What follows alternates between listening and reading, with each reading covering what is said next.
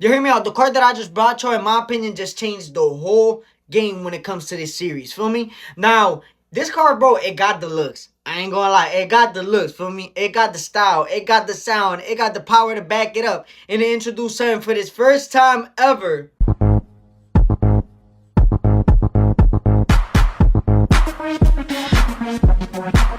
The BMW F10 M5, produced between 2011 and 2016, the F10 M5 was limited to 20,600 units, 300 of those units being Yare editions for BMW's 30-year anniversary, 8,088 of those making their way to North America, 30 of those being Yare editions, and 200 of those being M5 competitions.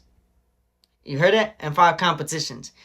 And 577 of those being 6-speed manual. Why 577 of those? Right? Because only 600 were built, and the 600 was basically the North American spec. So they sent almost all of them over here. They kept a couple, but they sent almost all of them.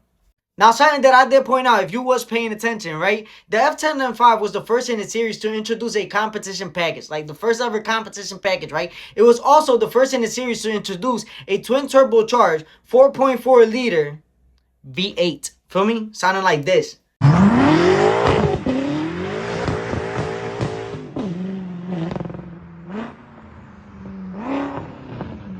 Hence, the S63 B44 making around 560 horsepower and 500 foot-pounds of torque. The competition package was bumped up to 575 horsepower, and some later models making around 600 horsepower.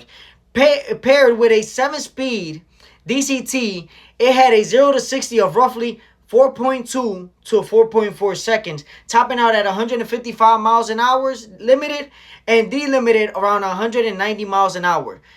And it clocked a time of 7.55 seconds on the Nürburgring. F10 M5 was actually the first car to use the active sound designing system, right? Which will basically use the speakers to mimic, you know, like engine sounds and like burbles and whatnot. So it could basically, you know, feel, I guess, more sportier with the vibrations of the speakers. It was highly controversial, but I guess, you know, people got used to it because I have seen, you know, later models still using this, you know, same system, the ASD system, feel me? But another fun fact is the F10 never had a touring slash wagon, right? For the simple fact that the X5M and the X6M was doing so good for its class that they basically discontinued the touring for the M5.